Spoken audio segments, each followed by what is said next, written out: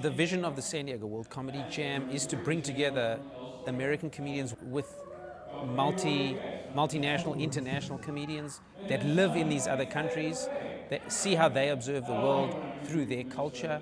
And I think it gives the audience a more holistic view of how they perceived, how Americans are perceived, how the world's perceived, in a funny way, in a non-threatening comedic filter. It's meant to bring people together, comedians together, and to just laugh together at our commonalities, rather than our differences. But even that's funny as well. So hopefully it's a positive experience for everybody.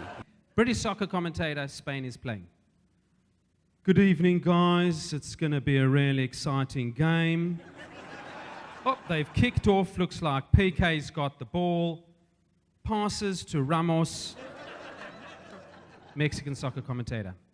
Y pica el balón, se la pasa Ramos. Ramos crece al centro de la cancha. Se la pasa Villa. Villa de los defensores. Dispara, es gol!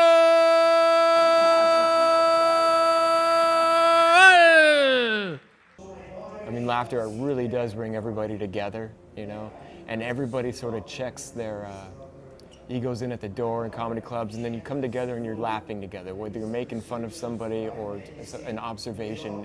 You kind of realize that we're all the same in that, everybody comes together and laugh as one. Like, I hate when my wife used to tell me that. She's like, actually, we're both supposed to get rings. Like, yeah, we are, but you ladies are getting a Super Bowl ring. You know what we're getting as guys? We're getting participation trophies. This has been probably the most diverse audience I've ever performed in front of. I've never seen anything like it. So normally you ask, hey, who here is from out of the country, and you get one or two laughs. But here it just seems like everybody. And I thought that was really neat because it's the first time I ever had that opportunity. I have 11 years of stand-up comedy in Brazil, so I'm very used to try my jokes, even new jokes over there in Portuguese. But here, even the old jokes, I feel like it's my first day, and this is really good because it's like you're married and you are able to feel like a virgin with your own wife. So it's really cool, man. American football. I was watching this game and I saw like one guy receiving the ball and 10 other people trying to kill him. And I thought to myself, if I'm playing this game and someone passed me the ball, I would never speak to this person again. Here, you have all the world. You have Italians, you have Japanese, you have South African, So it's really cool to see diversity here. You get to see how the best perform. It's always fun to meet people from different cultures and different environments, so I learn a lot from those experiences.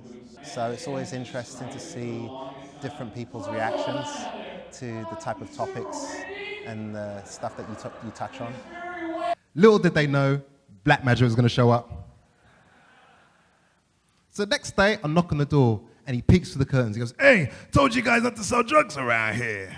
Now, I try to remind him on the conversation that we had before, which might seem weird, seeing a big black guy screaming, "No, I don't sell crack, I'm Harry Potter." When I do get some success with laughs, it was the best feeling in the world. And I know what it took to get that laugh. And so that was almost like a drug to me. It never comes easy. And so I appreciate it when it does, and when the love comes with it, because it's a love energy laughter. I got started when I was 19, and I've been doing it without a day job for the last 4 years, 4 years, somewhere in there. And they're like, all right, man, we're going to take you out for some Mexican food. What? Why would you do that? Why would you take me out for a worst version of what I'm used to? What a weird, no, just take me out to Texas things, like barbecue. Watch me, we'll find someone holding a gun. Like, we'll go do Texas things. I think it'd be an interesting study of comedy. So like if you took, let's for example, say this same lineup, and then we went to the UK where Chris is from, and then we see how it goes there.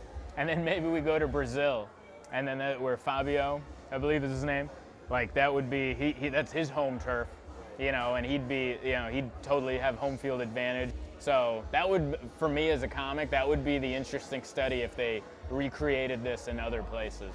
You know, it's taken a while to put this together and, sort of sculpt it down to the scale, the venue, the comedians. I'd love to do this every year and bring more and more nationalities so that, audiences can experience a Middle Eastern comedian, a European, African, South African, whatever it may be. And I'd love to add and build on this that we've done.